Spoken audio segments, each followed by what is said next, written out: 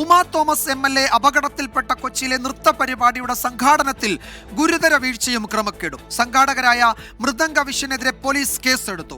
Stage നിർമ്മാണത്തിൽ ഗുരുതര വീഴ്ച സംഭവിച്ചെന്ന് FIR-ൽ പരാമർശം. സംഘാടകരുടെ വീഴ്ചകൾ എണ്ണിപ്പറയുന്ന ഫയർഫോഴ്സ് റിപ്പോർട്ടും പുറത്തുവന്നു. പ്രത്യേകം സ്റ്റേജ് നിർമ്മിക്കാൻ അനുമതി നൽകിയിട്ടില്ലെന്ന് GCDA പ്രതികരിച്ചു. ഉയരത്തിലുള്ള വേദിയിൽ ഉറപ്പുള്ള ബാരിക്കേഡുകൾ സ്ഥാപിക്കുകയെന്ന പ്രാഥമിക സുരക്ഷാ ക്രമീകരണം പോലും ഉണ്ടായില്ല.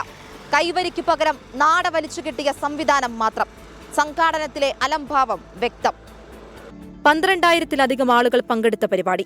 എന്നാൽ മന്ത്രിമാർ ഉൾപ്പെടെയുള്ളവർ പങ്കെടുത്ത പരിപാടിയിൽ പോലീസിനും സംഘാടകർക്കും സംഭവിച്ചത് ഗുരുതര സുരക്ഷാ വീഴ്ച.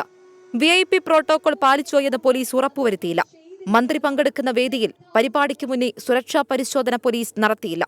സംഘാടകർക്ക് ഗുരുതരമായ സുരക്ഷാ വീഴ്ചയുണ്ടായെന്ന ഫയർഫോഴ്സിന്റെ പ്രാഥമിക പരിശോധനയിലും കണ്ടെത്തി. എന്തായാലും പ്രാഥമികമായിട്ട് സ്റ്റേജ് കെട്ടുന്നതിൽ അപാകതയുള്ളതായിട്ടാണ് സംശയിക്കുന്നത്. അപ്പോൾ അതിനു വേണ്ടിയിട്ട് അതിൻ്റെ PWD എഞ്ചിനീയേഴ്സിനെ കൊണ്ട് ഈ കെട്ടിയിട്ടുള്ള സ്റ്റേജ് പരിശോധിപ്പിച്ച് അതിനുള്ള അപാകത മനസ്സിലാക്കിയതിനു ശേഷം ബാക്കി നടപടികൾ സ്വീകരിക്കുന്നതായിരിക്കും.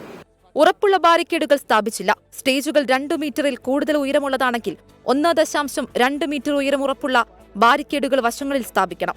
1 വരി കസേര ഇടാനുള്ള സ്ഥലത്ത് 2 വരി കസേരയിട്ടു. സ്റ്റേഡിയത്തിന്റെ പ്രശ്നമല്ല അപകടമുണ്ടാക്കിയതെന്ന് GCDA ചെയർമാൻ K. ചന്ദ്രൻപിള്ള.